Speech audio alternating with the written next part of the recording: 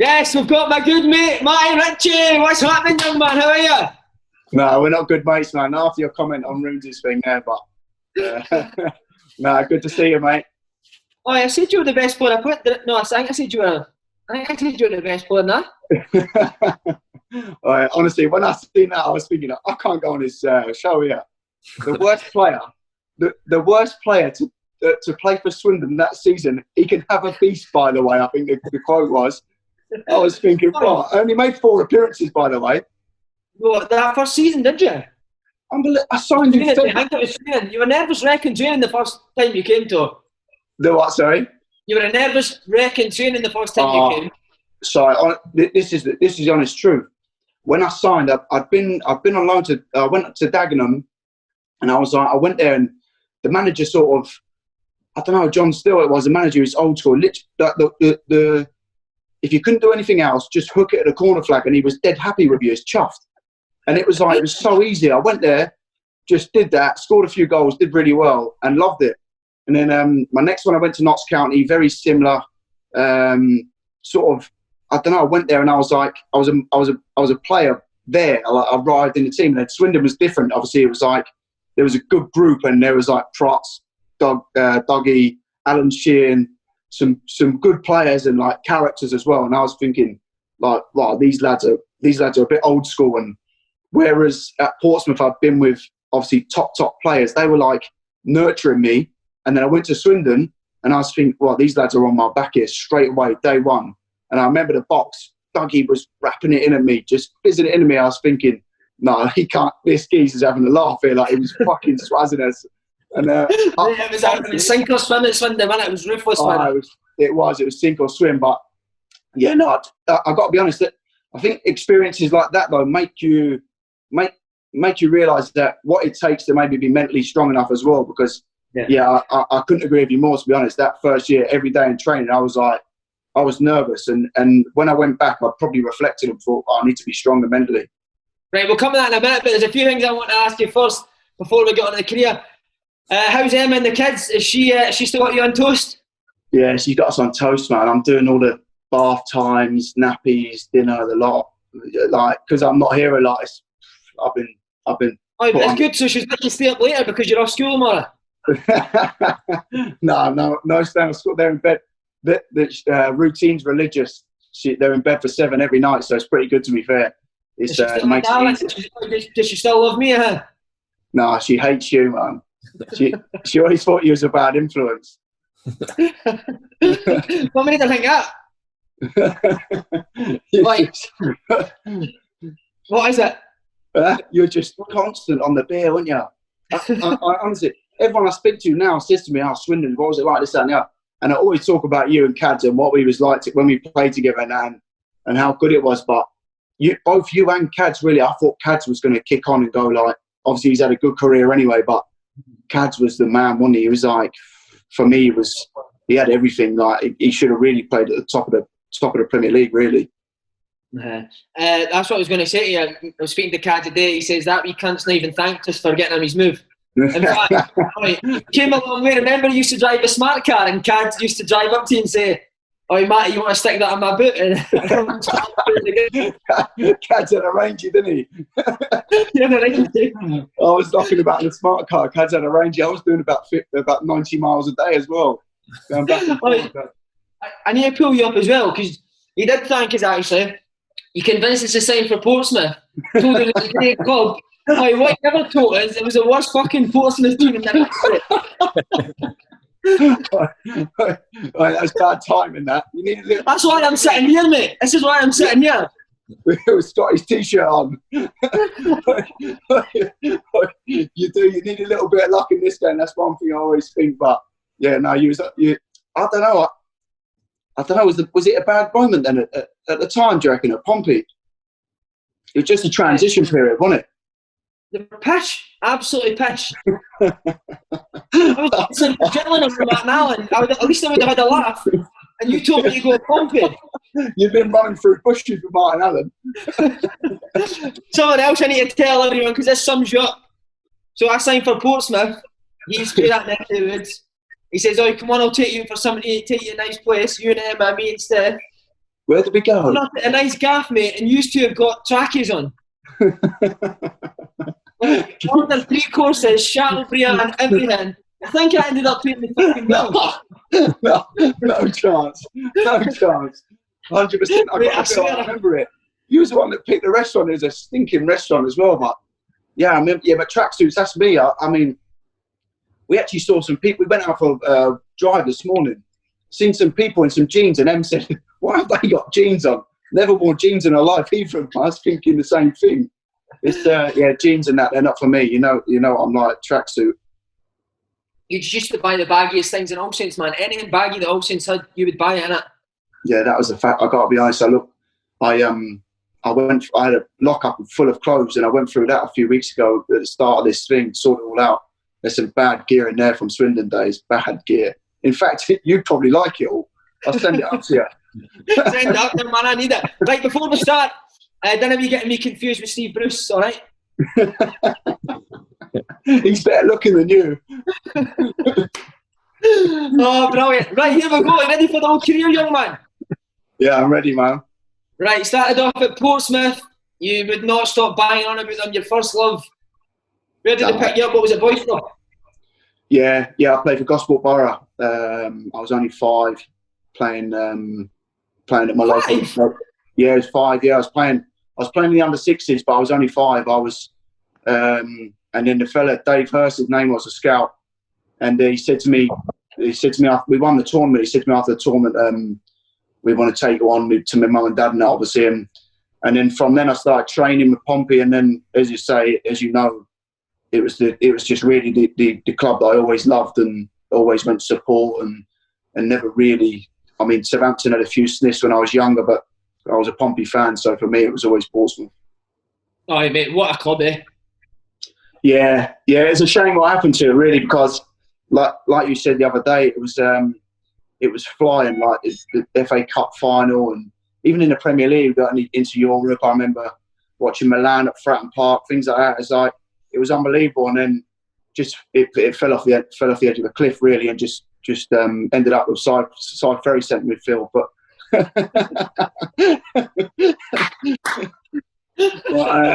no, it was. We went from Biara to Ferry. Oh, you know I'm the only guy at Portsmouth that's leathered Kev the Kitman though. Nah, Kev, you are. I leathered him, boxed him. Did you have a scrap with him? I just snapped on me, put on his ass. He's a good guy, isn't he? See, at that time, Matty, what were the big stars like? Defoe, Crankchard, Diarra, Glenn Johnson, David James, Sol Campbell, Canu, Barros? Yeah, just just what you'd expect, Si. You know, like, I don't know, I was in awe because I was a fan as well. It was probably it's one of them where I look back and think I probably shouldn't have been how I was. I was training with them, and from the age of like 14, 15, I was always the one that got chucked in with them. And I remember training thinking I'm miles out of my depth here, but I was also a bit in awe of them. But the way they work was just, I mean, like Diarra, he never gave the ball away. Oh, Diarra, mate. What a player. Yeah, like, I remember Nico Cranshaw used to do like 50 free kicks every day. This guy, like, he just whipped balls in the top corner every time and never really got out of first gear. You'd watch him on a Saturday. Joe Jordan used to scream at him for 90 minutes, and the geezer had his hands in his sleeves, just trotting around, just doing Cruyff turns. And it was just, honestly, it's just embarrassing. I remember Joe Jordan would be going bananas at this Cranshaw, and he'd just look at him like that. To work harder? Yeah, to work harder. Besides, this geezer never got out of first gear. But it was a joke. Honestly, it was unbelievable. Fans loved it, mate. It was class. But, yeah, for a young player, you can imagine you had it at Celtic. Growing up with top players, it's an unbelievable experience, and I think it gives you a sight in to see how good you have to be to get to the top, and that's what really gave me my drive. I thought, look, the way these lads work, I want to emulate that and try that. Any of them take you under their wing, Matty? Was there anyone that seen something in you and kind of said, come on with me and I'll show you a few things?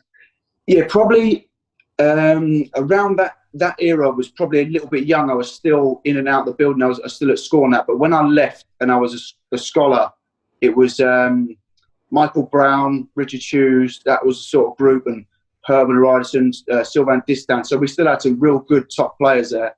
And I've got to be honest, Michael Brown was the one that in my first year, like just the gym, he was on me all the time. Matty, I'm going to the gym, come with me in the gym. And that really rubbed off on me. And there was 2 or 3 of us, me and Joel Ward, that's at Palace now. He was another one that we had like a little gym school, and it was like for 2 years. It was constant. So that was what Brownie was the one that really took me under his wing and showed me the ropes, sort of thing. Right, Michael Brown. I keep the ball of Michael Brown in a phone box, mate. Only thing is, you could tackle it. No. YouTube him. I swear, YouTube him after this at Sheffield United side. Oh, this guy scored some screamers, man. I got him with the Tottenham. I didn't. He was a good player. And what about Harry, mate? How was Harry? Sorry, Harry Redknapp. How was he? Character? Yeah, it was. I got to be honest. I never really. Again, I was young. I remember going down and doing the young kids would take set pieces for the first team, and he was. I remember one day he was saying to me, just put it just above the, like the first man on the post. Just put it a couple of yards above their head. That's what they do. And I'm thinking, fucking hell, the first team, but like the starting 11. I'm only about 15. I'm thinking I can't reach here, let alone put it just above his head. And I remember I hit like 2 or 3. Like, the geezer's knees, and I can see him thinking, oh, for fuck's sake. And obviously, the longer it goes on, the more nervous you get. And in the end, I don't know what he done. I think in the end, he wrapped it up, but he's gone, for fuck's sake, like that. And I'm thinking, it's not too many people we've had on here that when they're younger, dread doing that, hitting corners into the first team. It's the worst. The worst thing ever. The worst thing. But mate, that's the reason I hated when you left Swindon. You left Swindon, mate. You took everything, and for some reason, that mad bastard put me on corners, mate. Absolutely hopeless. He just used to slaughter us all. You can't reach on the corner flag, man. Not with them boys. No shot. Mate, I played, honestly, Matty, I used to just play the short corner all the time, and I could see him going fucking ballistic on his side. 90th minute, play the short one. Back to the goalie. A big influence for you, though, Matty, was the boy Ian Rowan, wasn't it? He's a legend in the Forest, wasn't he?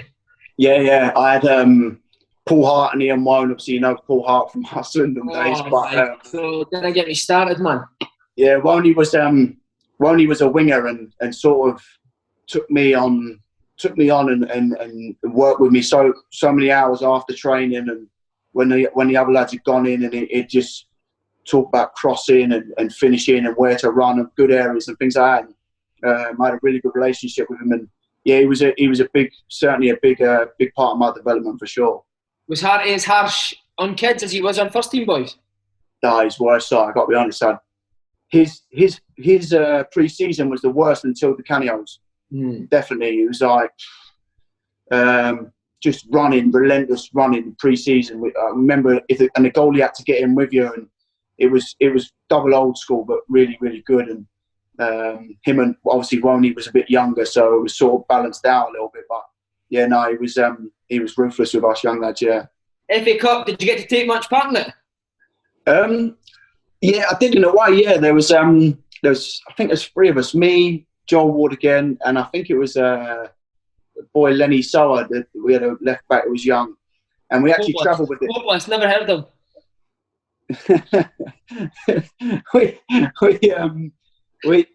we travelled to we travelled with the first team. It was brilliant.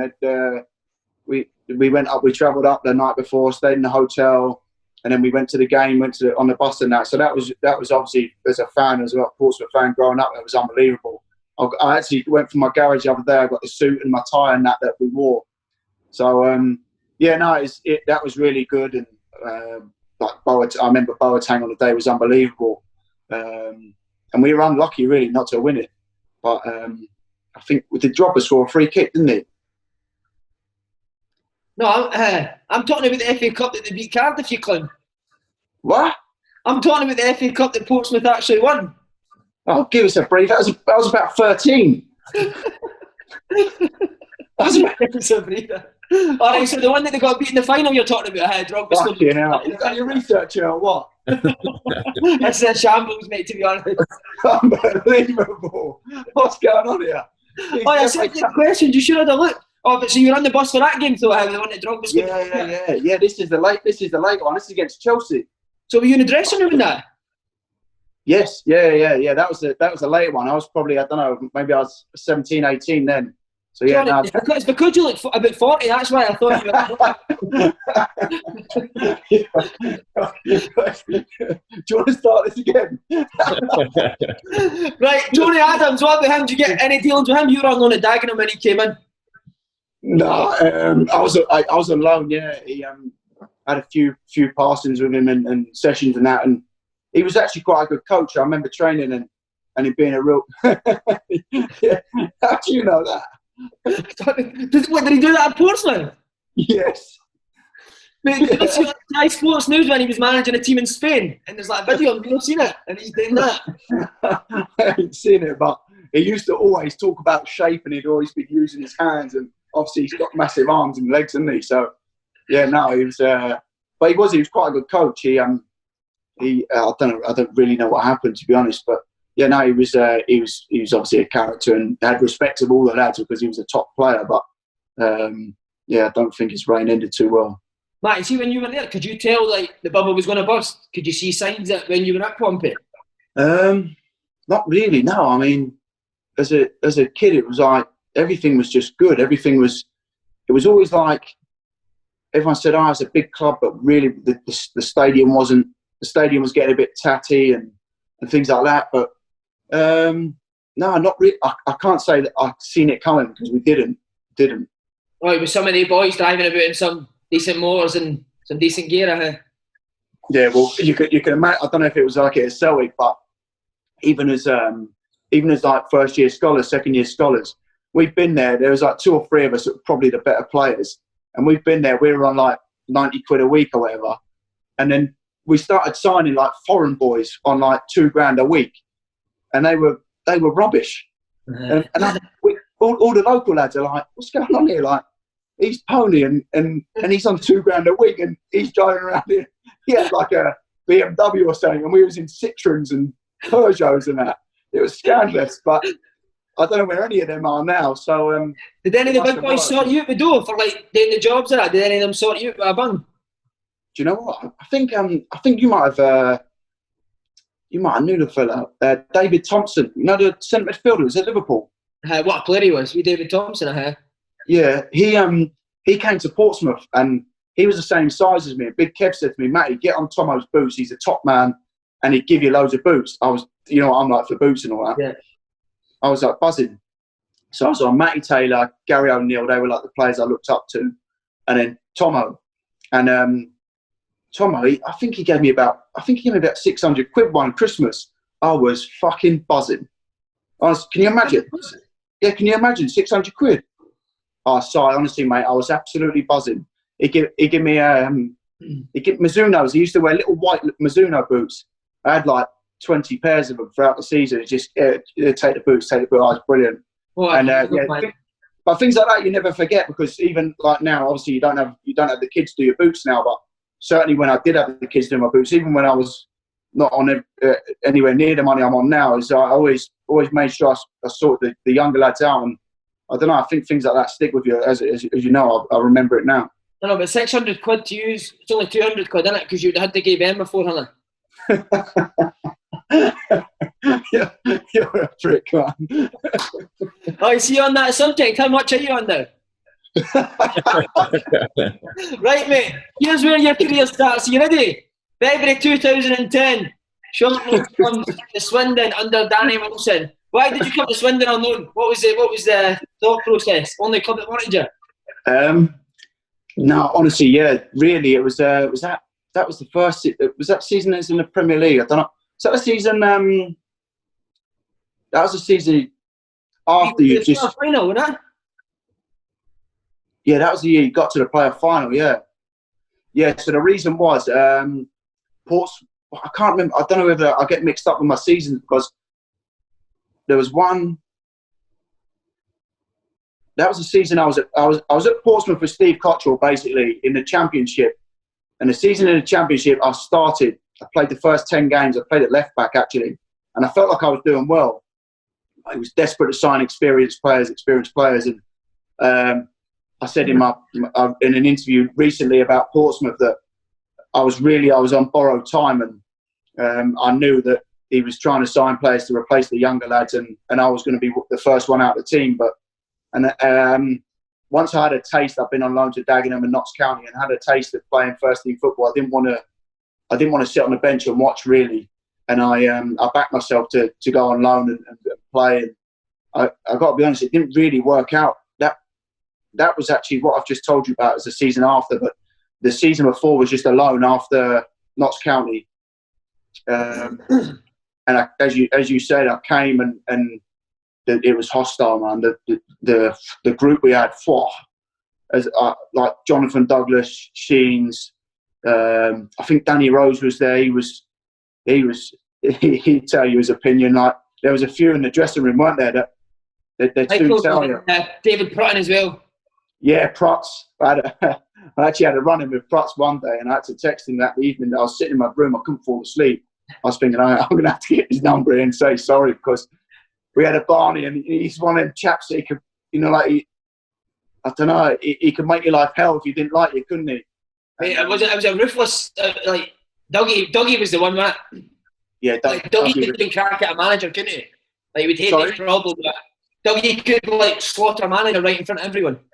Oh, mate, well, I watched one you did on here the other day, and you said about when the manager used to walk over and he'd say, "Oh fuck, here comes Killjoy," and it was it was so true. They're the little things that went like my first, second, third day or whatever, when I'm coming training, I'm thinking, this seems like a good tempo or whatever, and then he's saying stuff like that to the manager. I'm thinking, this guy's running the show here. Like, I didn't really understand the logistics of it. It was like nothing I've seen before, and yeah, that put me on edge a bit. And as you said, it took me a little while to settle in. Where did you move up? Did you move up to the Cotswolds where Wardy and who was it you were living in the hotel? Yeah, no, Wardy. It was me, Wardy, and was it that season that David Ball was there? Was it season after? Bally, that's right.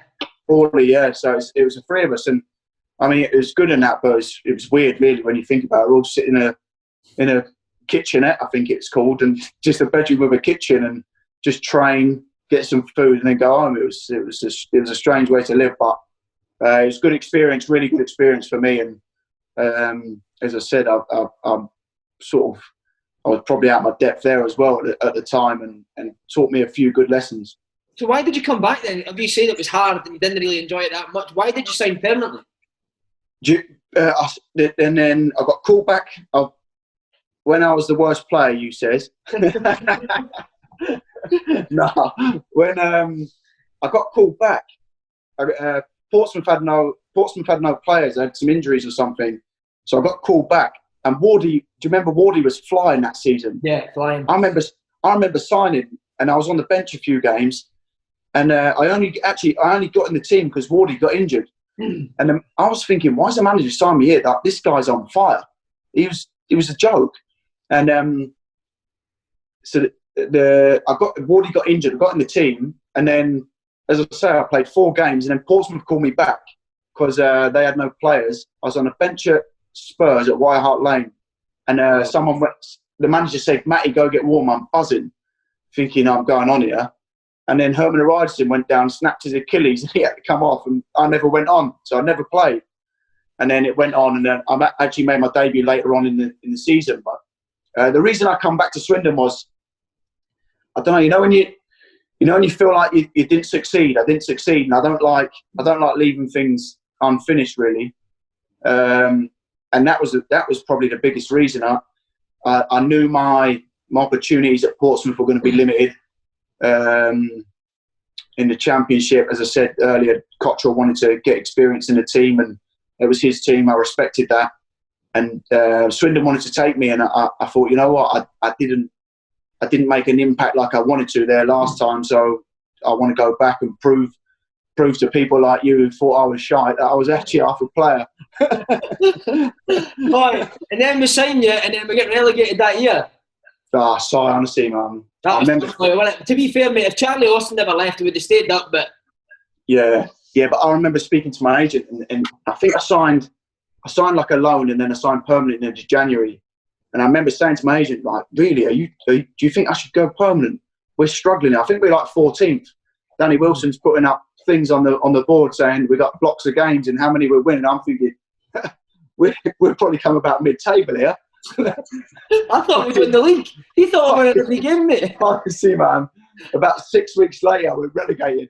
And I couldn't believe it. Honestly, I was thinking, I've gone from on the fringes of a championship team that I just left because I wanted to play football to burnt my bridges there a little bit with the manager, and now I'm in League Two and I've got to claw myself back out of it, really. But it was probably, I've got to be honest, it was probably the best thing that ever happened, because Di Canio coming in was a game changer for me. Changed my mentality. Wait! Before we get to him, we'll get to him. There's going to be a big build up for him. Don't worry. But just on that relegation season, talk us through the day we got relegated to Sheffield Wednesday with your big mate Paul Hart. He hated me by the way. All I remember is Scotty Cuthbert getting battered. I can't remember what he got battered for. Something about heading it, I think maybe. Head the fucking ball, Hart, he used to say, didn't he? Head the fucking ball. And I remember Scotty just sitting there, and then Harty had his, I think he had his shirt on. Did he have his shirt on?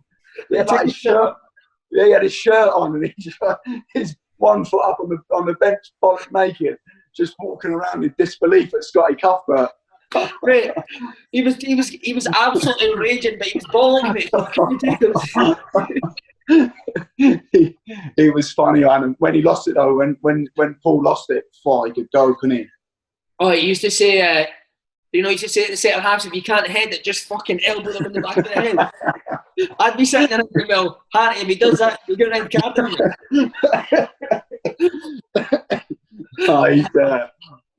Well, Paul was good for me. I got to be honest. He was my youth team coach, and his principles and that were bang on.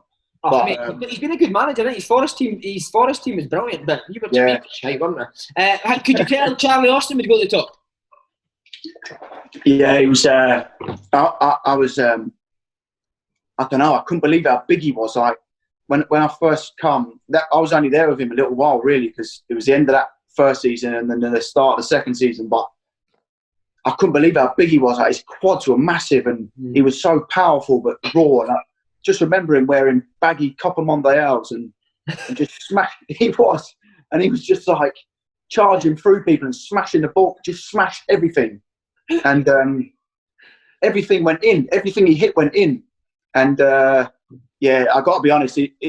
He's one of them players that you look at in training and that you think, how's he score every week? But he just kept doing it and kept doing it. And the longer he's gone on, I mean, he's still scoring goals now. It's like he just continues to do it, didn't he? He's got that touch in the box, and yeah, what a player!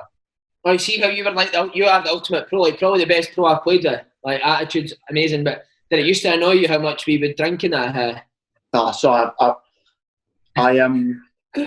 probably got worse. You know, you see what I was like with you lot. Like I was the young one, so I couldn't say anything, or I could think what I seen, but so honestly, I couldn't believe it. Like when I first signed him, that first year, that's what I couldn't get my head around as well. Like Dougie was in training. They'd be bang on you, and then all the conversation was about after was drink, and I'm thinking, hold on a minute, I've misplaced the pass, and I've eaten potatoes, like you name I've eaten by the book. I've done everything I possibly can. Misplaced the pass, you're on my back.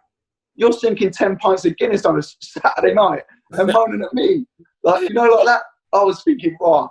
But it was a learning curve, and probably something that throughout my career I've like, you have to swallow it. And not everyone's the same, and I've now realised that you can't change people. The way they want to live is the way they want to live. And I mean, you lads enjoyed yourself, and it was obviously good to sit in the dressing room and listen to the stories and things like that. But yeah, no, it was never for me, really. I can't be honest. No, but to be fair, when I look back now, mate, I wish I'd done it the way you done it. Like, because yeah, but you say that, but you are the personality you are, and you everyone's their own man, and I was lucky in a way that quite a strong character, and I just stuck to my guns, and I knew where. We used to cane you, mate. We used to cane you for being busy and boring and that, didn't we? Oh, side, yeah, but that was like the start. I've got to be, when I was at Portsmouth, it was like that was the mentality to get to the first team. That's what you had to be like.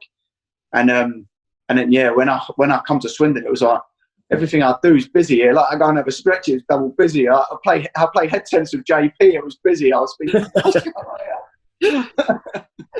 Right, so any young kids watching, be busy, mate. It's the best thing you can do. 100%. Be busy, man. Goes a long way. Right, mate. I want to know where you were, because I remember when I was in it, probably coincides with the story. I was hungover in my bed when Callum Kennedy phoned me and said, "Oh, geez, Di Canio's got the job." And I was like, "What?" And I just thought, yes, it'll be 5-a-sides every day. It'll be volleys. Cannot wait, man. Where were you when you first heard he'd got the job? Do you know what? I haven't got a clue where I was, but what a guy, Si. I know a lot of the lads didn't like him, or I don't actually think they didn't like him. I think some of the lads just didn't know what to do, like didn't know how to please him or something. I don't know, but for me, like he was just, I love him now. Like anyone asked me, like when I went with Scotland, and Fletcher saying Di Canio and that, and I'm like, Fletch, this guy is just, to me, like he was unbelievable. Oh, how soon did you know he was unbelievable? He fucking hated me, man. At the start, do you remember that? Yeah, I remember the start. I remember the pre-season I remember the first time he actually met me. We was all standing, outside the training ground. They had that little like shelter thing. Yeah. We was all standing around there waiting for whoever to come and introduce the manager or whatever. And he's rocked up and he walks like over to the group, addressed the group, and then says, "Lads, this is what it's going to be. On you go." And then he says, "Ritchie," and I turn around, he stopped me. He says, "Ritchie, the chairman tells me you are one of my best players. You look like a fat little piggy." This is what he said to me. That's what he said, Si. I swear. He said, "You look like a fat little piggy." And I swear, from that day onwards, I was thinking, I'm a fat little piggy. And I don't know if you remember, but I was at the front of all the runs in that pre-season. Me and Rissa, we were bossing it. And that was why all I had in my head was this guy calling me a fat little piggy. And I'm thinking, I'm in League 2 now. This is my chance. This is my chance to get out of the league. And I was like, I need to not be a fat little piggy, man. So how scared are you? I was so scared of you. I don't know. I don't know. From the word go, I just took to him like he was ruthless, but I don't know. I thought that all his methods and that was what he was. His principles were good. Like I love him now as well. At the start, I hated him, but I love him. How you built him. Yeah. That's good. Yeah. Football, wasn't he? Like so much enthusiasm, man. Just loved football, didn't he? He just loved football. He loved pushing everyone himself. I think his biggest, for me, in reflection, his biggest probably down thing, he couldn't understand that not everyone had his mentality, and that probably killed him. And especially going higher as well, because then the boys that are on bigger money and that it's tough to get them to do what we were doing, not having butter and just little things like that. That the lads, even our lads, they was bamboozled, weren't they? Oh, to be fair, though, you were his boy, man. Like, when he was talking, I actually thought your head was going to fall off it. You were nodding that much. Nah, I actually wasn't his boy. Cads was his boy. Oh, he loved Cads. Cads only gave him the love back, did he? Nah, Cads was, I don't know. That's what I think. That's why I think he loved Cads the most, because Cads just used to go like that. Just eat sweets. Right, Matt, tell us about what he says to you in the first game of the season. Was that when he told me to celebrate? Yeah. Oh, Simon. Did he pull you in the office, or was it? Did he pull you in the office? No. He never pulled me in the office. It was walking to. I walked in and he was walking down the tunnel at the same time. All the way, you have to walk to the bottom, don't you, to the dressing room. And I remember he was talking to me about like what I needed to do and how I needed to do things in that game. And he turned around, he grabbed me, he says, "Today, when you score, you come and celebrate with me." And I was like, thinking, when you're walking, you're thinking, yeah, righto. And you walk down anyway, so we're getting ready and all that. And you know what he used to do? You told us, mate. You told us. The worst thing you could have done was you told us. You were like, he just fucking pulled me and said I need to run him with a score. Yeah, we'll get on this. I'm thinking I'm never going to, because the lads are batter me. I'm thinking I'll never go. First game of the season, isn't it? I'm thinking I'll never go and see him. The lads will batter me. So I just left it, got warmed up and that, and then we come back in, we started going out. And he used to clap you, didn't he, before you go out? Slap your face and that. He clapped me, he grabbed me, he says, you make sure, remember, when you score, you come to me. I was thinking, fucking hell, there's no way out of this here. I didn't want to score. I was so buzzing when you scored as well. And I scored. And I scored, and it's like one of them. From the get-go, I'm thinking, I've got to go to the gaffer here. I've never lived it down. So mate, there's actually a picture up in the Swindon Stadium. You know that? Yes. Is there? That exact moment, mate. You're like that, and he's. Oh, you can't. But see, just before the first game of the season, mate, you mentioned it. Hardest pre-season of all time, wasn't it? Mate, it was like 90 degrees in Italy, and you weren't allowed to drink of water. I was like, what the fuck, man? It's roasting. That pre-season, that was to date definitely the hardest one I've done ever. I remember running around the pitch. We'd done a pitch run, and do you remember we used to go out in the afternoons and do like, there was that bank at that place. We used to get a pizza bit of crostata. We weren't allowed butter or nothing, but we got crostata, and then you just had one piece of crostata, a double espresso, because if you didn't have one of them, you'd never get them through the session, and you had to run up the hill about 30 times. Honestly, you run up the hill, you feel like you're going to shit yourself. You're running that hard. It was a joke. They run so, do you know what I used to hate about them? He'd never tell you how many runs you were doing, mate. So, like, It could have been 5 or it could have been fucking 40, mate. So you're like, what is going on? And then your reward for that, usually like another manager, you get a beer or something. What was the reward? No. We got a nice cold watermelon, man. And you'd enjoy it. You'd enjoy it for about... Lads would just sit on the grass with watermelon dripping all over them. Because you didn't have anything, did you? I remember the first night we got to that hotel, the beds were like camp beds, and we got a dinner. It was like cold pasta and cold carrots and that. It was disgusting, and it was like we had a week of that. It was horrific, wasn't it? See that, no butter, no ice in that, man. I was tough to take. I struggled at first with no butter, no ice. It was hard, wasn't it? Yeah, it was tough. Yeah, I think it was more. I don't know if it was the way that they did it as well. Like Claudio, the fitness coach, just walk around the back of the table like he was about 5 again, wasn't he? And like, no, thank you. He was funny.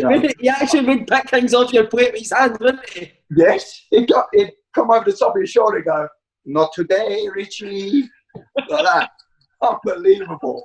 Man. Oh, you had a bit of a shocker at the start, wasn't it? To be fair, he's only kind of turned the season around when he put a midfielder. Yeah, I can't remember what. I think, did I play on the left at the start? You were having one, innit? Like, you were all having one. You lost the first 5 games of the season or so. I'm sitting watching you all try to tackle each other. I can't remember, man. I can't remember. I remember. Remember, it was dagging on me. Dagging on my way. You got hooked. I think that was the 4th defeat in a row. How do you always remember my bad games? Did you know when to see him after it? Because you hated getting taken off. It used to be raging, but I still hate him now, man. You went in and seen him, didn't you? Yeah, I think I did. I think he's just. I went in. I remember getting hooked, and I remember being fuming, and I think I went to his office, and he told me to fuck off. He said, "Ritchie, fuck off," like this, and I'm walking in his office following him. Says, "Can I get a minute?" Shitting myself, obviously, like you do when you trap on the manager's door, don't you? You're a bit like, oh. And he says, Ritchie, fuck off. And he didn't even look at me. And I think probably situations like that, I think make your relationship stronger though sometimes, because if you have that that thing, if you're going to continue, you have to make up or whatever. So that's probably from situations like that we became, that we had a good relationship. So probably in the end it worked out in a positive way. All right, what about the video meeting stuff? Oh, they were the best, man. I remember them to this day. You watched the video for what? An hour and a half on a Friday before the game? It was like I don't know. It was I don't know. It was just mad. Like I remember going in one, and Flinty was probably but Flinty was probably one of our best players that year, wasn't he? Yeah, he was good at it. Like I think he probably scored 10 goals from centre half. He was a rock. He came from Alfreton or somewhere, and he was unbelievable, really, in what he'd done. And the manager used to batter him every game, didn't he? Like in the dressing room, he'd finish him in the dressing room in front of everyone, and then we'd have analysis the next day. And I remember him walking up and down, the TV on the thing, and he's whacking the TV. This man is a donkey. And all the lads, can you imagine? All the lads are like trying not to laugh, but they have to laugh. It's like, and Flinty's sitting there. Flinty don't say a word, by the way. 6'7" or whatever. Never said a word. Just sits there taking it. And the manager's just donkeyed him off 3 times. It was just donkey. He used to say, Aidan Flint think he's this big man. He's a little bunny rabbit. Honestly, he was just Flinty. I don't know how Flinty done it, because that was on like a Saturday, and then we'd play on the Tuesday, and he'd get man the match again. Like, he was brilliant, but unbelievable. Can you ever remember anyone having to go back on? No, never really. I think the first, never really. I remember what was the I remember one lad maybe saying something, and I can't remember his name, so I don't think he ever played again. I'll tell you a story I remember. Do you remember we went up to Hartlepool? It was the first game of the season. Tommy Miller missed a penalty. We drew one each, so we're all thinking, come up to Hartlepool, like 8-hour journey, got a point, back up the road, quite happy. Mate, came in after the game and he has fucking cracked. And his last words were, lads, I promise you, 8 hours back on this bus. He used to do that, 8 hours back on this bus. If I hear anyone laugh up the back, I come up and I fuck you in the ass. And the funny thing about it was that you giggled the whole way home. You're a fucking nut, man. Some of the things in it. Mate, how edgy was he before a game? No, he used to sort his tie for about hours, didn't he? But I loved him, so I loved everything about him. I loved his, like, he just loved football, didn't he? Just desperate to win and succeed, and like even the way he was with his staff, like he wouldn't even let them spend time with his family. He was on his own I think he was in Hungerford or somewhere, and they'd all be around his house every night just because he wanted to watch football and with the lads and that. He was just, for me, I loved him. You know what I loved, mate? See when he used to get like English pronunciations wrong. Remember he used to call MK Dons McDons like they were a McDonald's happy meal. Who are you playing, McDonald's? Mate, I always used to do about the opposition.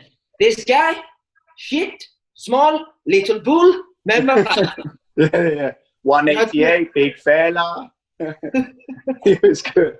He was good though. When I say it, I don't know. Mate, he made you to. Like, I've said that before, because for me, mate, you're never a left winger. I don't know what you think. No, but, I mate, agree. As soon as he put you over to that right wing, mate, like you fucking took off. Like for 18 months, mate, you were sensational at it. Yeah. No, I agree. That's what I said to you. Everything he done for me was bang on, really. In terms of, it taught me. I think the thing with the food and everything like that was a bit extreme, but it made me realise that, well, maybe I do have to look at diet and things like that to get to the next level, and made me realise and look at that. So that was good. But yeah, I think positionally, obviously playing at, he could see football and see what was happening on the pitch. He was obviously a top class player. So yeah, for me, when he put me on the right and with Cads and yourself, I think I don't know, it was like we just clicked, and like I think he said on one of your other ones that we just kept the ball between the three of us. And honestly, to this day, it was. I remember having the ball and like thinking, we're taking the piss out of these lads here. Like we used to do, like Cads you'd give it to me, Cads would overlap me, you'd make a run. Like it was just pure telepathic. When I was student. Yeah, the patterns that we had, it was so enjoyable. And like the higher you go, obviously, you don't really get that because I don't know, the game's not like that. You're not playing for like a City it's probably like playing for City or United or Arsenal or something. But the higher you go, obviously, you don't get that. And yeah, that was, to this day, it was definitely some of the most enjoyable football I played, for sure. Simon, you play well, but you only pass to fucking Caddis and Ritchie. I think because the rest of them are shite, that's why. It was good though, wasn't it? It was so good. That's the thing, though, coaching-wise, mate, he was tremendous, wasn't he? Brilliant. I remember my crossing ability actually got so much that season. I remember thinking, I'm practicing crossing every day. We used to do crossing and finish at the end of every session, didn't we? Yeah. It's just the midfielders would play to each other, zing it out wide. You'd have a overlap or something simple and cross it. And we used to do that every day. I remember the poles where you used to shout the pole left back. A team up, that was brilliant, wasn't it? Yeah, you'd all shuffle, things like that. So just small things. What I have learned over my career so far is that all the simple drills, and the top coaches do all the drills, and they're so simple. And normally it's the simple things that just get the lads are boom, boom, boom, and yeah, it's good. Really That's good. your kids getting coached now, mate, and I'm confused with the drill. what must the kids be thinking? Do you know what I mean? Yeah, it's true, man. It's true. See, like top coach like Di Canio, mate, he never ever asked you, like he never ever went on the pitch, training or games, and thinking, I'm not really sure what he wants from me here. No, like there was never. And like you say, it was so simple. You do this, you do that. We'll work all week and we'll do it on a Saturday. He's the only coach I've had, mate, that see that you'd work on it all week, you would see it happening on a Saturday. No, yeah. He was good. He was very good at that. I mean, I was lucky enough. Obviously, I went on and then had Eddie and Rafa, and they were very, very similar. The same. That Eddie was more like passing drills with Eddie. Sometimes Eddie would say, "Matty, you've got to stand on the side and watch this to see the lads do it, because otherwise I couldn't get it like a passing drill." But the actual principle of what we're doing it for was for the game of the weekend and where we're going to exploit spaces and things. And again, it was so simple. Once you've seen it and understood it, it was so simple. And I mean, the principles all stay the same every week, whoever you played. I think it's because you're probably in, especially at Bournemouth and Swindon, in good teams where you're the better teams in the league, and other teams adapt to you rather than the other way around. And for sure, the principles of how you play, that team plays, it's never changed. And it was so easy. I mean, like, we just used to, I don't know, we used to play total soccer, didn't we? Get the ball wide, crosses, and somehow Connell got on the end of a few. Mate, that was him. You went on the top manager. See, after Di Canio, mate, never had anyone that made us feel that way. Do you know what I mean? And it just nosedive, man. Anyway, I want to ask you: do you remember the Wes incident? Yeah, the Wes one was bad. You know what? You I seen the one with Runes you done. The Wes one was bad. Runes got dragged at half time, and when Runes got dragged at half time, and went and I'm sitting on the bench thinking, where the fuck's Runes, by the way? Where's he gone, obviously? And Runes is nowhere to be seen. Thinking, where's Runes? I've looked up and they're all singing Rooney in the away end, and Runes is in with his old man in Preston's away end, and they're all going, Rooney. I'm thinking, what? So the keeper's on the train home, or meant to be, and Runes is up with our fans. I couldn't believe it, so I was like, what is going on here? And then we got Bedders in goal, and it was like, oh, honestly, it was a shambles, wasn't it? Oh, Runes was a character, mate, wasn't he? Oh, what a guy, man. I remember him scoring a banger on his, like, maybe in his debut or a few games in, he cut inside and smashed one off the back stanch. And I thought, what a player, man. But yeah, no, he's the same. He got dragged into the beer school, didn't he? Well, you don't want to blame me for his career, don't you? Yeah, I've blamed you for his career. Right, mate. That year, mate, we won the league with Di Canio. Canter at the end, wasn't it? But fond memories, promotion day. Do you remember how we celebrated the next day? No, I can't. All I remember from that promotion is the remember we had that do on the pitch. That's it, mate. Top loader and the lightning seeds were there. That's right, yeah. Top loader, and the gaffer was up on the stage singing Top Loader that with naughty sunglasses on that. But yeah, no, it was. I got to be honest, I don't know about you. I remember you running around in your pants actually. Yeah, when we won the league, mate. Wait till you hear this. See when I got down in my pants, mate. I don't think anyone knows this, right? Cad is like to me, mate, get down in your pants, it'll be funny. So of course, there. And then, mate, he's chased me for like 20 yards, Di Canio. Chased me, right? Shouting, Simon, do not get the fucking penis out.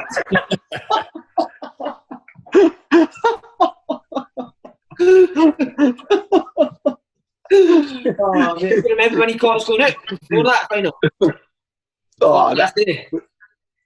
Yeah, was that when we could have got promoted and you went out? Aldershot, remember? Oh, for fuck's sake, man! He weren't wrong though, was he? Nah, it was stupid, man. What was there? 4 of you went out or something? I think, mate, that's the worst thing. There was 7 of us and only 4 of us owned up. Yeah, that's right. Yeah, and all the lads were starting. The wall, didn't he? Yes, he went, but he picked up the ship and launched it, didn't he? Yeah, so he did. What did he? He said, Fabrizio, let them dance. Is that what he said, wasn't it? Fabrizio, let them dance. Yeah, let them dance as he threw the thing. This is another thing I wanted to actually remember. Do you remember when he, because quite a few lads were saying like training's decent, but it's a bit boring. Like, can we change it up a bit, mate? And he came in on a Monday and cracked. Remember that? Yeah. Unbelievable. He says this week you take the session, you do the session. I can't actually remember what we did. I think we just done boxes and games, mate, for the full week. Fuck it, Macca probably took it, didn't he? I think Macca did take it. The guy just stood on the side watching us, mate, raging, never said the word. And then it came to Saturday, mate, but the worst thing that could have happened for him was, I think they beat somebody like 3-0. You remember? And then he came in after the game and absolutely cracked. Worst performance of the season. And I'm thinking, just won 3-0. Go back to normal Monday. He'd have been fuming that we won, by the way. Right, last game I want to ask you about for that season is, for me, the funniest game, mate. Like, that's a hang one. You'd be so scared of me, but he would say things and you were desperate to laugh, man. Torquay away, half time. How funny was that? Torquay was unbelievable. I remember playing in the game thinking, these are a good team. Were we 2-0 down at half time? Yeah, getting battered, mate. Kane was brilliant that day. Yeah, Kane was a joke. I met that. Who was marking him? Who was marking him? I think it was that kid that was at Portsmouth. You know, that one that had one at Pompey. That was Ferry. I got a move, didn't I? I got O'Kane a move. Fucking hell. But, he came in and I remember him saying, I remember taking a corner and I think they got a counter-attack off one of my corners. And I remember him coming in and going mental. It was in like a little porter cabin, wasn't it? Yeah. And I remember him coming in and the porter cabin was shaking as he was going mad and that. And he says, Ritchie, when we have a corner, kick the fucking thing for a goal kick. And I'm thinking, I'm thinking, like, I've put probably 4 corners in and one of them's been bad, like, give us a breather. And, kick it for a goal kick. And then he told you to get Simon, kick it for a throw-in. We need to finish this game 2-0, no more. And I was thinking, this guy's crazy. But see, the thing about him, though, he didn't actually know if he was actually wanted you to do that, I genuinely, when he says that to you, the way he said it to me, I was genuinely thinking I can't kick it out for a goal kick. I think the next one I just played it short, thinking someone else can chuck it in the box. Oh, amazing. Right, mate, we'll come to you leaving. We were flying. Absolutely flying, man, weren't we? And you fucked it. I mean, did you not think about any other boys now? No, did I fuck? What agent? Bournemouth come in for you? No, the summer. Before, didn't they? Sorry? They tried to get you before, didn't they? Yeah. It was the summer before they tried. I think they bid for me the summer before. And I always fancied Bournemouth. It was like, it's just up the road from me. I had a few friends that played there. I worked with Eddie when I went there. I went on a loan when I was younger, on like a training loan thing, trial. And I always fancied it. And when they were sniffing, I was thinking, I looked like they were just getting some money. And the owner, I knew the owner's son and that. So I had some connections. And they, as you say, they came in for me. And I basically had no choice in the end to leave because I think it was Andrew Black that was selling the club and Jeremy Ray was the chairman. He said to my agent, look, we're struggling to do this deal. So we've accepted an offer for Matty and he can either go, and if he doesn't go, the club's going to be in serious trouble and may go into administration. So for me, it was a no-brainer really and made my decision for me. So I remember driving home, and that conversation I had with my agent on my way home from training one day is just as normal. And instead of going off to Portsmouth, I went right to Bournemouth. And a couple of hours later, I'm sitting there doing my personal terms and that. And I've done all my personal terms, signed the contract, and I'm going in for my medical. And the phone's ringing. It's Di Canio, and I'm thinking, fucking hell, like, he's been so good for me. Like, I worshipped him, and I thought, I've got to take this call, like, out of respect. I tried to ring him a few times on the way down, saying, look, Gaffer, this is the situation. And he's saying, no. He's saying to me, Matty, I can sort this. I'm in control. I have all the transfer. And I think that's what he did. That's in the end what he left, obviously. He said to me, he said, I'm in control. I'll make sure I sort it. Don't worry. They're telling you lies. And I was thinking, what am I believing here? I didn't know what to do. So anyway, as I say, sorted all the stuff. A couple of hours later, I'm going in for my medical. It's done. Because I'm thinking, I can only lose if I stay at Swindon. Like, they're going to go in administration. So I'm just going in for medical. Eddie Howe and Jace Tyndall's waiting for me with the physio and that. And his name's popped up on the phone. I'm like, I just need to take this with my agent. So, did you say Eddie Howe? Did you say Eddie Howe is Di Canio? No, like, I'm sitting in the car and I'm saying to my agent, like, look, Jay, we're going to have to take this before we go in. And they're waiting at the thing for us. They're waiting. It's like 6. I think it was like 6 o'clock in the evening. Mm-hmm. And so I've answered the phone and I said, Gaffer, I said, Ritchie, no. He was going, Ritchie, no. And I was like, Gaffer, I was going, I've told him, like, all afternoon I was saying, look, this is, the chairman's told me this is the crack. And I spoke to the chairman and everything because I wanted to be sure. And I spoke to the chairman and that. And as I say, he was, I mean, the Gaffer, I had so much respect for him. And it was a tough one because I felt like I'd gone behind his back in a way, but I hadn't. Like, I'd rang him, I told him.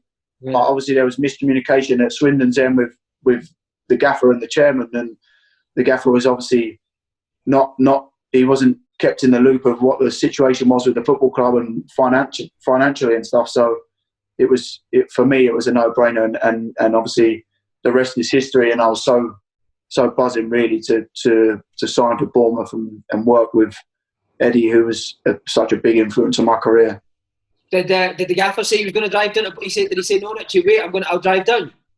No, he was just, all I remember him was going, Ritchie, was screaming down the phone, Ritchie. I was thinking, like, I don't know what to do. In the end, I had to say, look, Gaffer, I've got to go. I'm doing my medical now. And he was going bananas, telling me all this stuff on the phone. But I think I passed him on to my agent and said, look, Jay, you're going to have to tell him the reasons and that. And in the end, and then it went on a few weeks. I didn't actually speak to him for a few days once I signed. And I come back to, I think a weekend of games went away where I came back to Swindon to say see you later to the lads and grab some bits and pieces. And I remember speaking to him and saying, look, obviously weren't the situation I wanted to be in. And he was really good with me and we left on real good terms. So I was pleased about that. Amazing. Did Eddie Howe ever ask you questions about him? Do you know what? Not really. No, I think maybe in the first season. But the thing with Eddie's side, he was so focused. He didn't really care about it, and never really has. He's never cared about outside noise, or it's one of his biggest qualities for me. He's never cared about anything, what anyone thinks, or anything like that. He's got his beliefs. He's got his methods. He studies everything. He's always doing research about psychology, everything. You name it. He wants to know about it. He's always learning, and he passed that on to the whole group of players. And that's why I think if you look at that team that we went up with Bournemouth, that group, all the players have gone on to have good careers because we didn't just get coached. We got taught to be proper people, to be well mannered, to educate ourselves about diet, everything like that. Everything off the pitch, he sort of guided us as well. It was just unbelievable. Mate, do you remember he went away from Bournemouth, didn't he? And he came back. We beat them, mate, 4-0 at Swindon, the game before Eddie Howe took over. They were bottom of the league. I remember. I scored 2 that game. I scored one of my favourite goals. What one was it? Sorry? What goal was it? I can't remember. I nicked it off. I played with the fellow, obviously, Wes Fogden, his name was, centre midfielder. Foggy, decent to be fair.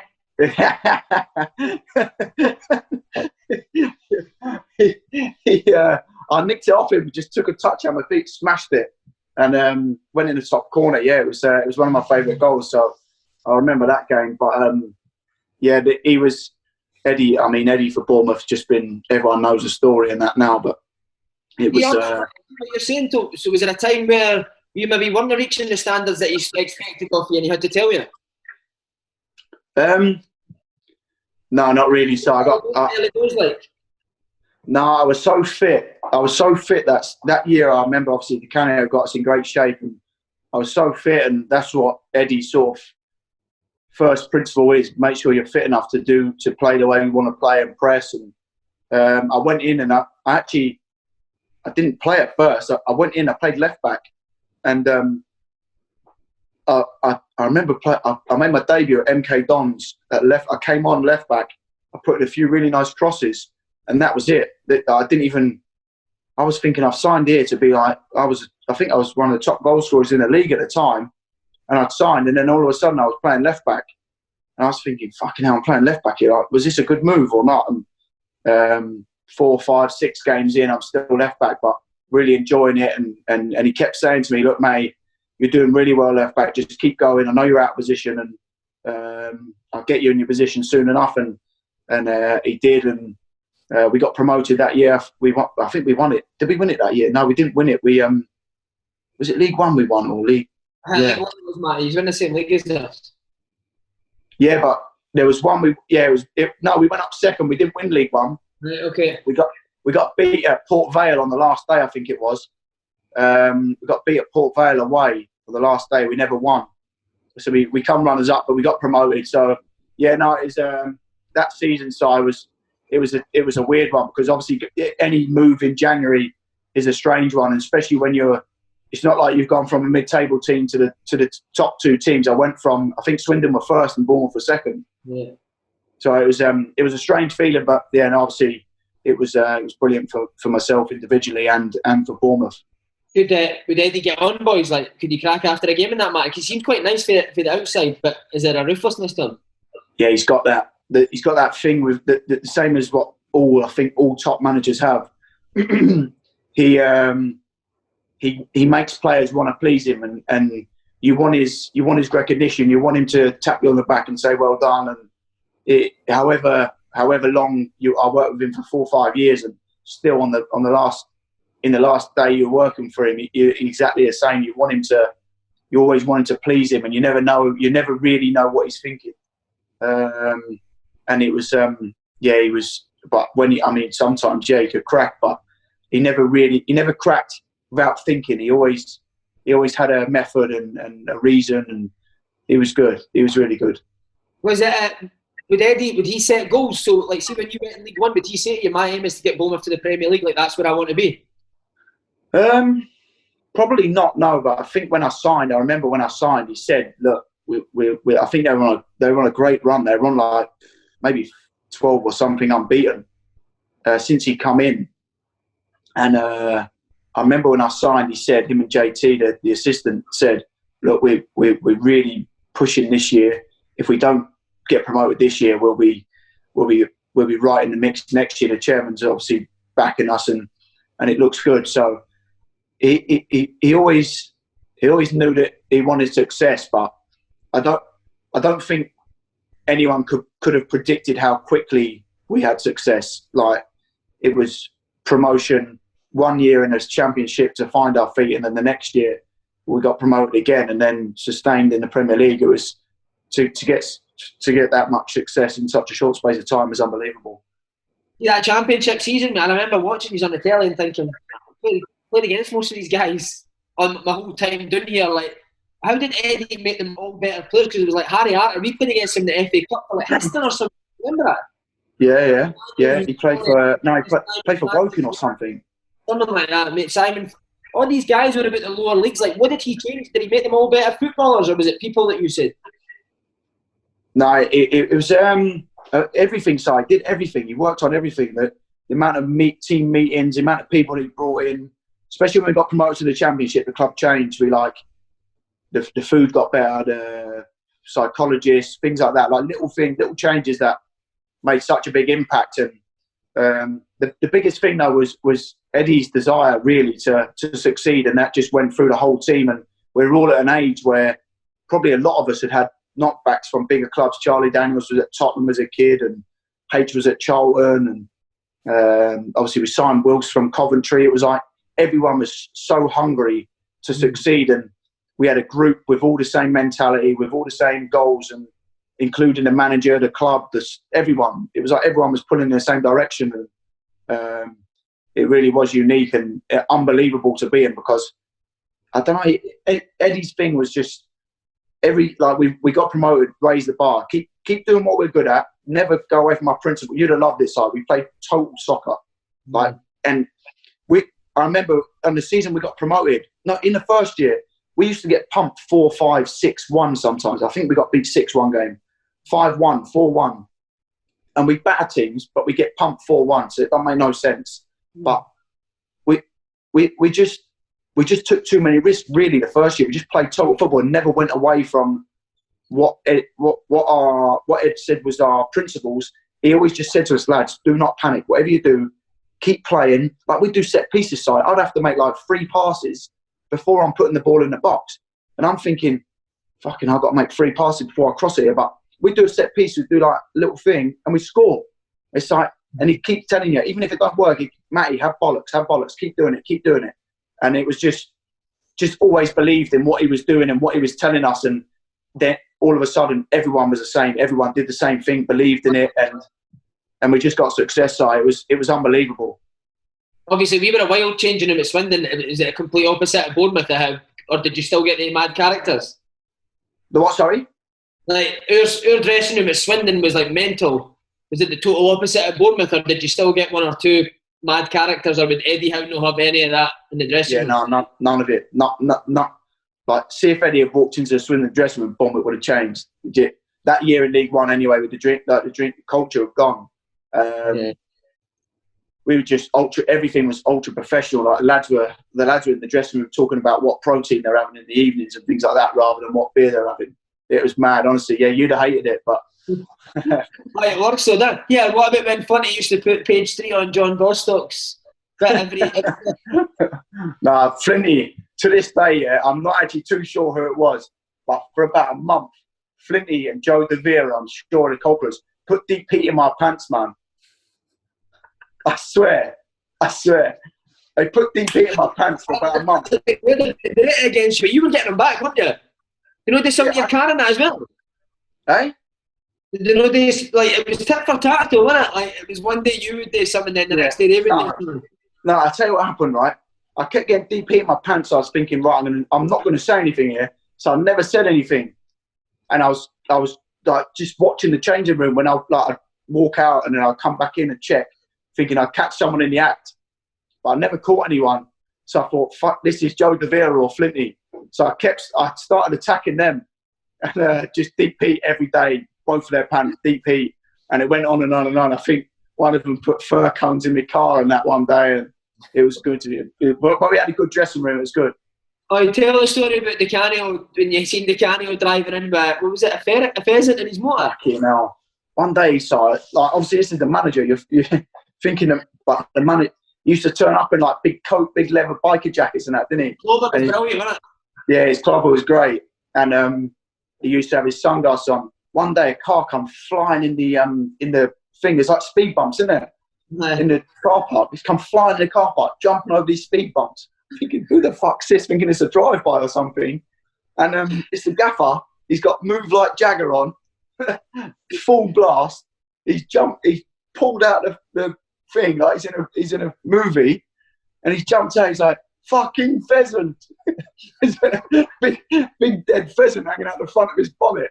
And he's like trying to pull these pheasant feathers out of his bonnet, mate. Honestly, you can imagine him with his glasses on and that. His coat, like, oh, he's funny, man. You loved that. So didn't he see after every game that we won, he'd be like, "Get Moves Like Jagger on." Yeah, he loved it, man. He loved it, man. He was a madman, but right, sorry, just back on to Bournemouth. the scenes when you got promoted to the Championship, mate, I remember watching it on the telly. I think you were basically up through goal difference, wasn't it? Yeah, we got promoted against Bolton, really, but that's when it was on a Wednesday night, I think, or Monday night or something. But yeah, no, it's Bolton at home. Unbelievable. Was the man chairman on the changing room? Yeah, Jeff Mostyn's like, Jeff Mostyn saved the football club when it was in its darkest days. He put his own money in and saved the football club. So, like, if anyone deserved a sort of moment to enjoy, it was him. And he's a sort of chap, if you knew him, he's not shy. Like, he's life and soul. And he come in the dressing room. I think me and Tommy Elphick were doing an interview, and he came in and he said, he jumped up, he's like, "Fuck the lads," or something, and jumped up in the air. All the lads are spraying him, and it was really good. It was a relief, really. You know, even when we got promoted in League Two, when you're there, you've got 3-4 games to go. When you do actually get over the line, it's like a relief because you're expected to, because you've been up there the full season. It's some feeling. Mate, I'm sorry again to go back, but I just came to me there. Do you remember when you had to beat like Gillingham? We went up at Gillingham, but we never won the league. But see, before the Gillingham game, like you said, you're struggling to get over the line. I think we'd lost like 2 games in a row. Yeah. And his team talked about Gillingham. Do you remember? No, I don't remember anything about Gillingham. All I remember at Gillingham, I'd done my ankle. Do you remember? I did my ankle ligaments, and I played at Gillingham. Was my first game back. My ankle side, I swear, it was falling off. Yeah. I couldn't run, and I remember him saying, "Matty, you're going to have to play at the weekend." I was thinking, "Gaffer, I can't run here. Like, I cannot play." And I had an injection in my ankle, and Godfrey, this physio, strapped it up, and I played. I swear, I couldn't run. That's all I remember from Gillingham, thinking my ankle's going to fall off here. But you were just there for him, weren't you? I just went out there because he was saying you have to play, sort of thing. But I'm sure he said something along the lines of, "Lads, I know you're tired. I'm also tired, but you need to think of it like this: I still have a penis that's hard and ready to fuck." I do remember. I remember. He was mad, mate. He was mad. I thought, oh my God, that is inspirational talk. Right,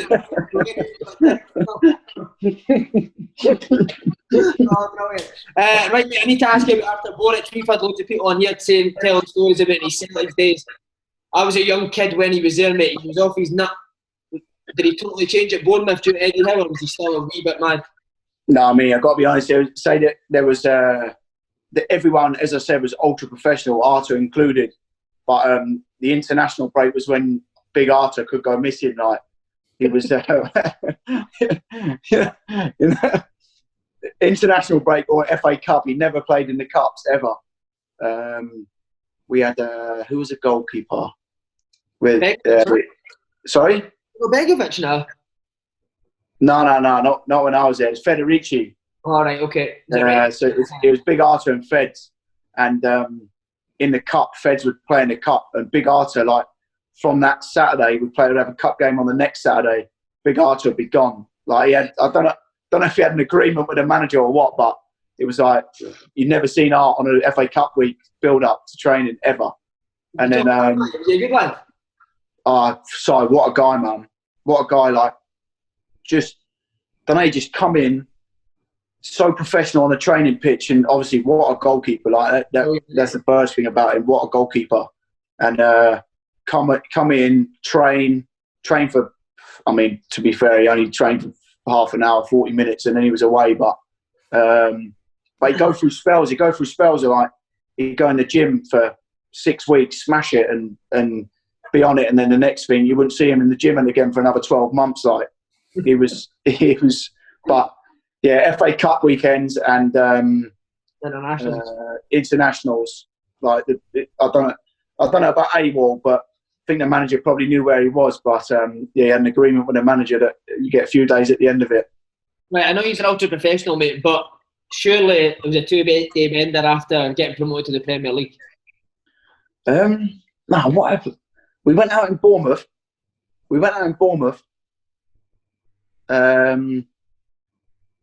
I forgot a good one about Harry Arter, actually. The year we got promoted seeing League One. That my best night out was probably this when we got promoted from League One with Bournemouth. I just signed there, so I'm thinking I'm under serious. You know what I'm like for a night out. It's not really me. And I'm under a bit of pressure, thinking, they're new lads. I need to get to know my teammates. I don't want to think I'm a helmet straight away. So, like one of them. So we've gone out. We've gone out into this, I don't know, this nightclub. And Harry Arter's like the main man in the group. Like, he's like the ringleader of everything. Mm-hmm. He Eggy boffed me on my first day there. He's one of them. Honestly. For Scottish viewers that don't know what Eggy boffed means, tell them. Eggy boff's like. If someone comes in the room, you call Eggy Boff on them. No one can speak to them. So I've gone into training first day. He's called Eggy Boff on me. Obviously, I know now. No one spoke to me, Si, for like 2 hours. It was only like halfway through training. They were like, no, we got to call this off now. He said, unbelievable. So this is the sort of chap he is anyway. So we got promoted. And we've gone out into this club in Bournemouth. And Miles Addison. Do you remember Miles Addison? Yeah, yeah, big geezer. He's going around with a bottle of Jaeger, and I'm not a drinker. I'm a bit out of my depth, really. And he's going around with this Jaeger. He's pouring it in everyone's mouth out the thing, and he's got it. He's got the thing in H's mouth, and I've walked past. Like I've been in there about 20 minutes. I'm steaming because I never drink, and I've walked past. I've whacked the bottle like this, and it smacked H straight on the tooth. we're honestly, it's like 10 o'clock. We're nowhere into the night at all, and it's cracked H's front tooth straight off. Oh, mate. So get on this year. I've signed in the January. I feel horrific. I'm like, H, I'm sorry, mate. He's going bananas. He can't believe it. He's got his head in his thing. We've just been promoted. He's devastated. He's walked out. I'm following him out with Ritchie was there with us. So we walked out. As we're walking out, there's me, H, and Juicy all walking out. H is holding his thing, all bleeding and that. And the gaffer, Eddie Howe, and JT are walking in. They're like, what's going on here, lads? I'm thinking, fucking hell, what a start this is. That's why I don't go out. I've only gone out to feel like one of the lads for once. I smashed his tooth and walked out and the gaffer's there. Oh, honestly. To be fair, you came last, you had a few Brick Lanes, young man. A few what? Brick Lane. Remember, went to London that weekend? That was brilliant. Yeah. Brick Lane, yeah. I remember on the Sunday, I was like, lads, I'm gone. This is not for me, this. I remember this. So still today, when I went there, there was a shop folk, wasn't there, opposite. You went across, remember me and you went across. Yeah. Clothes on a day out. What's wrong with you, man? Yeah, that's what I like to do. And I actually went to Brick Lane a little while ago, shopping, and I remember seeing that. It's called the Big Chill, isn't it? That's it, mate. The Big Chill, my favourite. Oh, mate, it stunk. All I remember is standing outside. I think Macca was doing something. I was battering Macca outside. You remember? There you are. What was I was battering him. I see what you were saying, mate. Yeah, because he was. I was saying I was going home, and he was battering me, and I just thought, this geezer's having it, and I went for him. But that's all I remember, just outside the Big Chill there. Great days, mate. Just the first year at Bournemouth, Matty, how did you find it? Were you always known the kind of guy you are? Were you always confident you could go and play the Premier League? Yeah, I did. Yeah, I've got to be honest, side with the system and that and everything we've done at Bournemouth, I had so much confidence and I just knew that we had enough. Really, I've got to be honest. I went into the Premier League season thinking if we what the manager spread throughout the football club, if we continue to raise the bar and do what we're good at, we'll succeed, and that's what we've done. And I remember. The first few games was like I think we played Villa on the first day. We got beat 2-1, maybe or 1-0, and the feeling was like, you know what, this Premier League, like, it's not actually as good as what you may think it is, or certainly that game. And we continued, and we got beat 3 or 4 the first games, I think, and then we got a result. And once we got a result, we never really looked back. And obviously, it's a struggle in the Premier League for any team outside the top 6, in my opinion.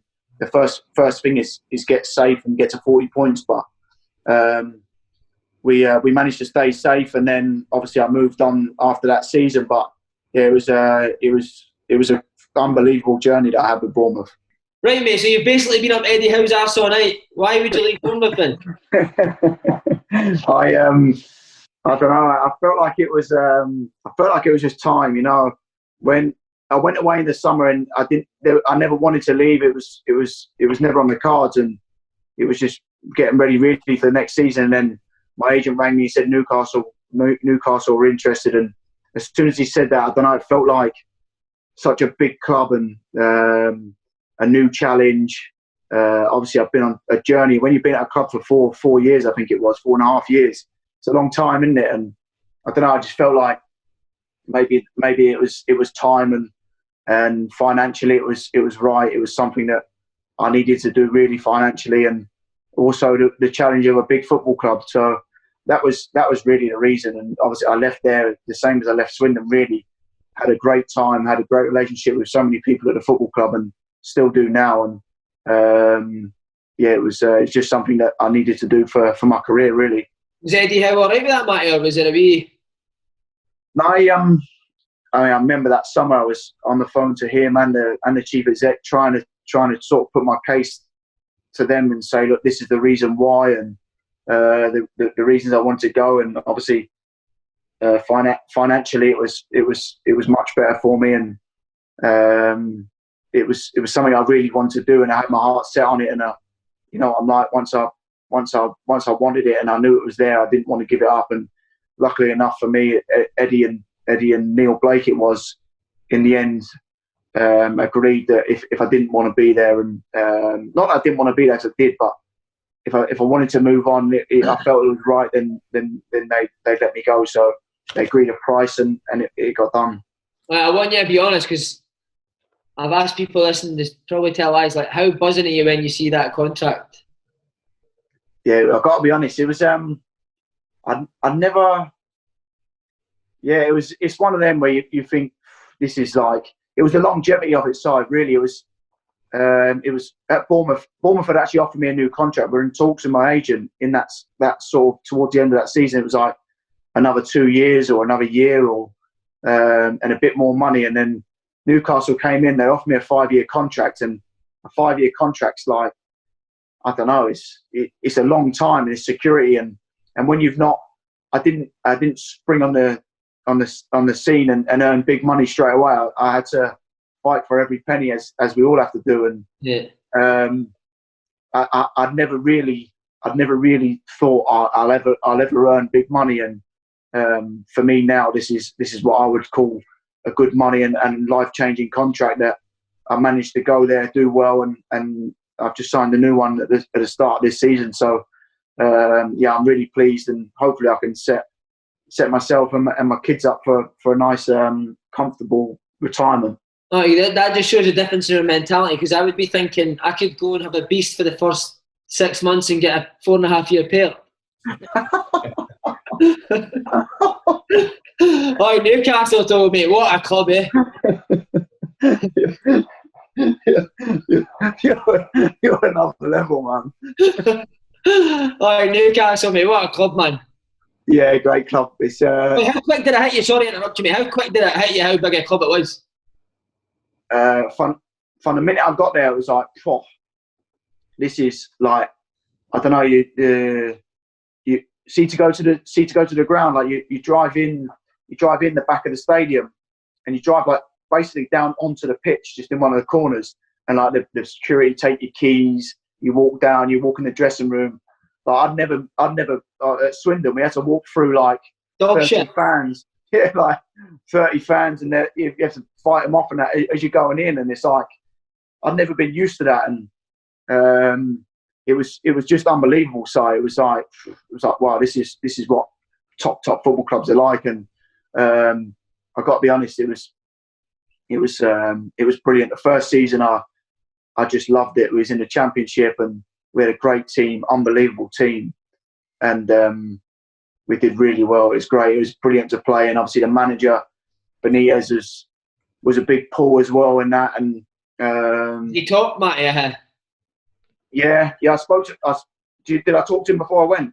No, I'm saying, is he top class? Oh, sorry, this guy. Like, see, tactically, for me, tactically, I got to be honest. I always just played football. Like, I always just played. I didn't really think tactically until probably Eddie Howe was the one that, because Di Canio used to just say, just cross it, Matty. When you get it, cross it. and then Eddie, obviously, he was so tactical and everything about analysis and stuff. And then Rafa was the same in terms of analysis and preparation and detail, but I don't know. He kept everything so simple, but yeah, it was so detailed. I don't know how he done it. It was like he was unbelievable, and he knew so much. He knew every situation. You get in a situation in a game, and you'd say, "Oh, I felt exposed there. I did it," and he'd have an answer for you. He'd show you, and he was unbelievable. And he had the same as I said, all the top managers, especially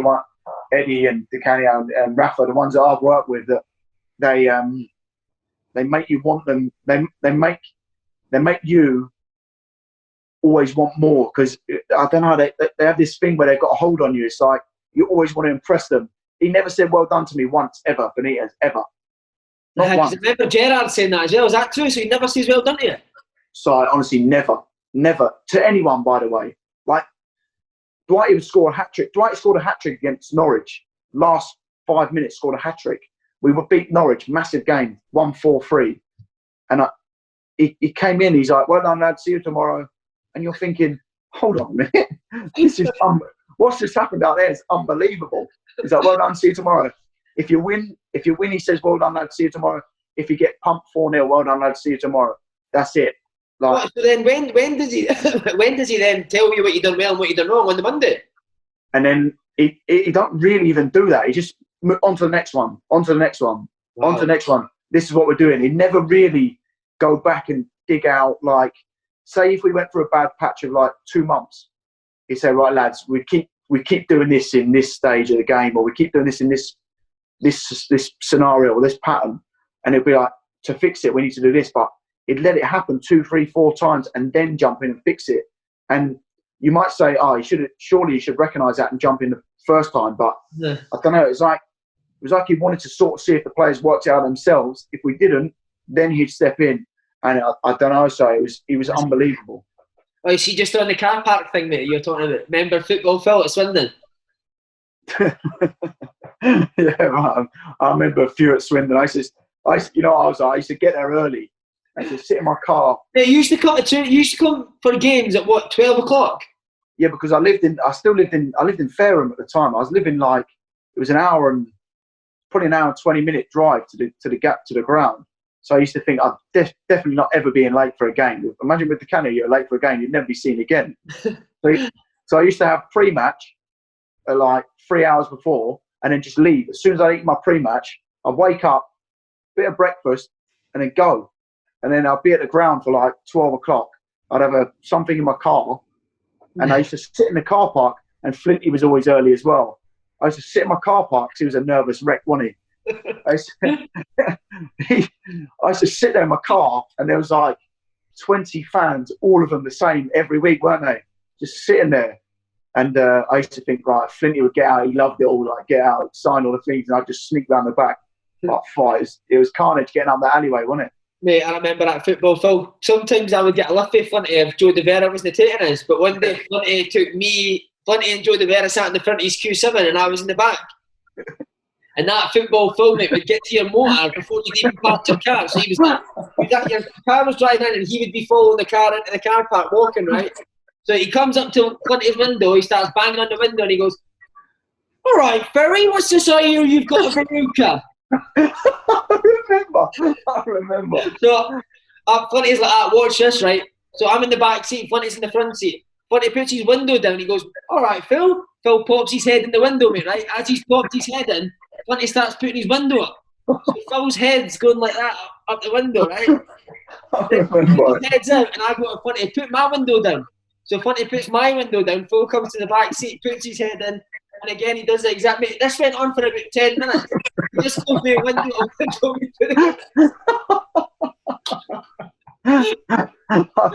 I remember you telling us the story. I remember it.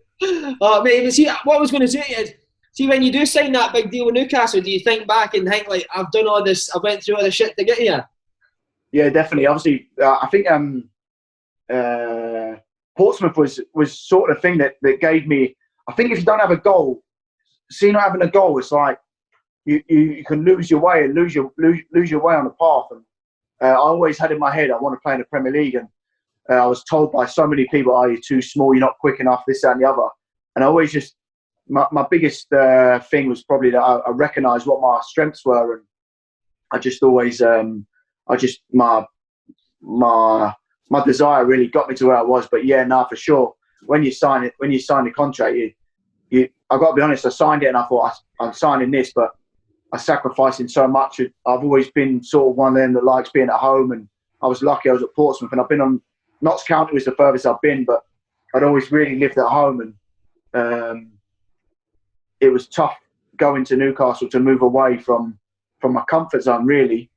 And it was a big move for me, but it was one of them ones where I signed it. I thought, right, if I'm going to move up there, I'm going to try and make the most of it and make it last for hopefully the rest of my career. I couldn't really, at that time, I looked at it realistically. I was going to have to be unbelievable to get a move to a bigger club. So my sort of thing that I wanted to do was sustain Premier League with Newcastle as we have done, and then sign a new one, and hopefully I can have success in the next 3 or 4 years now.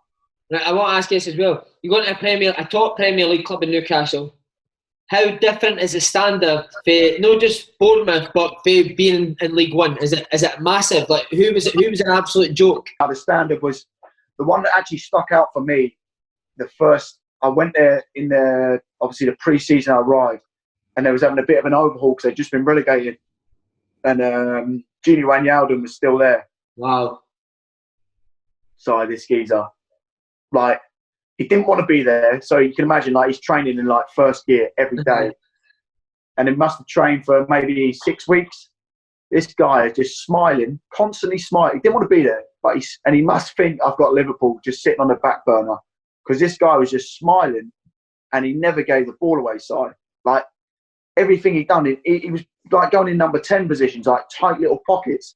He just Cruyff turn, little flicks around the corner, like, this guy, unbelievable. And then he's gone to Liverpool, and at Liverpool he plays a little bit of a deeper role. And yeah. I watch him sometimes. I think I never really saw him in that role. That's how I've seen him, but because at Newcastle he was like a number 10. He got like 10 goals, didn't he, at Newcastle? Maybe even more, 14 goals or something.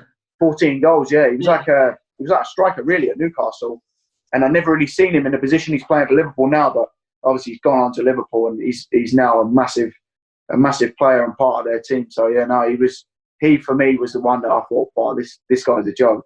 I don't want you to name anyone, but do you get wrestlers in your team? Get what? Sorry. Do you get wrestlers even at that level? You know what? You explain what a wrestler is. No, you're the bad guy. I'm a good guy. You're a bad guy. You can tell everyone what a wrestler is. I'm only joking. I don't know, man. I don't think you do. I think obviously you get players that bring different things to the team, and but no, the standard, as you know, the standard's so high, man. If you're not up to standard, soon enough you'll find yourself out the team, and then sooner rather than later, not in and around it at all. Did you take it straight away, or did it take you a while to get up to that standard, or was Bournemouth quite similar? No, Bournemouth was probably, I wouldn't say a better standard. But intensity side at Bournemouth was just something I've never seen before, and I've always craved it since I've left Bournemouth. What I do crave is that intensity of training, and probably now that I'm getting a little bit older, it's probably worked in my favour that actually under Rafa training was less intense, and with the manager now with Steve Bruce, it's probably the intensity's gone up a little bit, but something that I'm really enjoying. But if I'd have trained like I had from like Di Canio, Bournemouth, and then continued up to for the last 4 years of that intensity, I think I probably would have had an injury of some sort. But I've been really lucky. I did my ankle this year, but in a tackle. But other than that, I've never really had an injury. What about that crowd, mate? Like, I know you'll say it's amazing, but has it also got its hard times as well? Like, if things are not going great and they're on your back, you need to be a strong person to play under that crowd, mate. Yeah, even since I've been there, we've had some players that come in and look real good players, and just not really been able to handle the pressure of St James's Park, really. And it's something that I I loved it. As soon as I got there, I was like, this is unbelievable. And I got myself on penalties and just situations like that. You put yourself on penalties, and taking a penalty in front of 52,000 is like, even I took a few in the Prem, but even in the Championship now, the champ ones are the ones I remember, because they were the ones that were like really important to get us promoted. And the pressure taking them was something that you'll never get that feeling again. And it was unbelievable. And I love it. But yeah, like you're right in what you say. If it's not going well, but it's not just on the Saturday side. This the thing up there. It's probably the same in Celtic in Glasgow. It's not just on a Saturday that it's bad. Like you go out for dinner. If you go out for dinner on a Tuesday or a Wednesday with one of the lads, or when Em was up with your missus or whatever, like the vibe, you're walking the restaurant and the vibe, you can feel the vibe. People are like piercing you with their eyes, and you're thinking, like, come on, kids, we're having a tough run, I know, but give me a yard. I just want a bit of steak or whatever. But honestly, it's fanatics, mate. Fanatics, but I love it. So I really do. I love the pressure. I love it. I really do. I love it. Need to ask you as well, Andy Carroll. What kind of guy is he? Do you know what? He's I'm tight with him, to be fair. He's when he came, obviously everyone seen his career, and like when he was younger, all the stuff in the press and that, and you think, oh, what's he going to be like? But he's a gentle giant, man. He's actually in a similar situation to me. His wife and his kids are in London, and he's up in Newcastle, and I've got a snooker table in my flat, and we spent many an afternoon playing snooker together. So we normally have a snooker afternoon around 2 p.m. and then some lunch in around Jesmond somewhere. Oh, lovely, mate. Is he a top player, man? Yeah, he's a good player. Yeah, really good player. He's I've actually, you know what? I was injured. He came. I was injured. Or he came. He was injured. Then I was injured. So I've missed him to play with him. I've not played with him too many times, but you can tell obviously in training and the games he has played, he comes on, and I think he's got 5 assists for us. Like, he comes on, he's such a threat, and he's a handful. So like, and you can tell he knows the game. He knows, and he's brilliant in the dressing room as well. He's one of those lads that he's like a British experienced pro. You know, like probably from our sort of era. You know, like one of them that a bit more like Dougie than what you'd get now. You know what I mean? Oh, because he'll be a dream for you, mate. If you can get on that left foot and find him in the box, eh? Yeah. I'm looking forward to. Hopefully, we can get going again soon. Obviously, if all this virus passes and if we get going again, hopefully, we can link up in some capacity. No, I just want to pull you up before we finish about the future. Never once set me up for a goal. Really? Yeah. Not once. Because I was probably scoring them all at Swindon, wasn't I? How many times you could have slipped me in and you just shot, man? Yeah, but man, how good was that? That year was like. Every new hitmate just went in the top bin, isn't it? No, I'm not talking about me. I'm talking about as a team. Like, just that team. Do you not think it was just brilliant? Like, I don't know. I remember Cads. Honestly, I remember like moments in games. Thinking about it now, moments in games. Cads would rap it to me, and then I'd set you'd play Cads in, and then Cads would just wazz it with his laces. Like, it was unbelievable, mate. It was the patterns we had in that. It was so good. I loved it. So it's making it sad. I'm going to need to get another drink, mate, because I'm going to fucking burst into tears here. Yeah. Right, future. You ready? What's the plans for the future, mate? 5-year deal, get the mansion paid off, and then back to Bombay. Well, I did an interview last week. You've probably seen it. That's what I want. What I always wanted, like I said to you about Swindon, really, I feel like at Portsmouth I got unfinished business. It's something that I left there probably a bit naive and thinking, no, I need to get out of here. And play games, which probably I could have waited, been a bit more patient, and things may have been different. But Portsmouth is a club that I supported forever. I'm a supporter, and I want to go back and have some sort of impact in their success, if you like. So hopefully that can be the case, and I can have a better spell than what you did there. I was going to say, who do you think had more an impact on Bombay, me or you? Well, you have so far. But hopefully I can go back and have a positive one. Oh, as long as you get on the pitch, you'll make more impact than I did there, mate. Fuck me. Right, life after playing. What are we going to do? Coaching, manager? You going to get the suit on? No, I don't know. You know, I'm 30 now, so I've started thinking, what am I going to do and what do I fancy? And I don't know. I fancy. I really want to be a manager, but then at the same time, the biggest thing that I feel that football does is it has a complete tie on your life, and I think if you're a manager, it's worse. So if I'm going to be a manager, I think I'll probably take some time, think about what I want to do, and if I really do want to do it when I'm a little bit older, maybe 37, 38, look at it then and make a decision then. But that's something that I do have in the back of my mind I'd love to do. But I don't want to. I don't really want to wish it away. I've worked my socks off to get to where I am now, and I want to enjoy it. And I don't really want to start whilst I'm in the mix of it and playing at the highest level. I don't want to start thinking about what I'm going to do after it. I know, but you're saying that, mate. But you're obsessed with football anyway, so it's a perfect job for you. Yeah, I know, but then obviously you've got family now. It's different, isn't it? It's like, I don't know. I just think with the kids and that, and especially being away from them now. The little man's 4 now, so it's like I'm away at the minute, and I think by the time I finish up in Newcastle, if it's say 4 years or whatever, he's going to be like kicking it in. He'll be 8, 9. So he may. I'd like to be around for those years of him growing up. Is he any good? He's not really. Do you know what? At the minute, he's not really interested in the football at the moment. I mean, he's he kick a ball about in the garden, but he's not. He's banging to everything at the minute. It's just Spider-Man and stuff like that. You know the crack, but we'll see what happens. Tremendous. By the way, I never thought you had it in you, the 2 kids. Matty, I absolutely love you. Thanks very much, mate. Sorry, it's good, man. I really enjoyed it. It's good. Top man. What a hero. See you, mate.